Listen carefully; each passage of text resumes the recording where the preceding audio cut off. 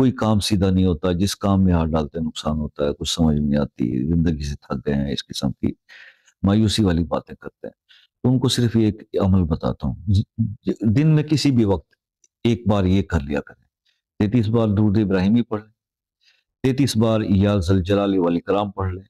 33 بار بسم اللہ الرحمن الرحیم پڑھ لیں، اور اس کے بعد 33 بار جو ہے لا الہ الا انت سبحانک انی کنت من الظالمین یہ آیت پڑھ لیں، اور پھر 33 بار درود شریف آخر میں پڑھ لیں. یہ ایک عمل دن میں روز کر لیا کریں، اور اس عمل کو 40 دن کر لیں. ہر مایوسی سے نکل جاؤ گے. ہر وہ بات جو آپ کو تنگ کرتی ہے اور جو آپ سمجھتے ہو کہ میرے میں تو کچھ بھی میرا نہیں بن پا رہا، مگر یہ وظیفہ کرتے وقت ایک چیز کا صرف خیال رکھنا، آپ لوگ یہ عمل جو کریں گے آپ، کہ تنہائی میں بیٹھ کے کرنا، اکیلے میں بیٹھ کے کرنا،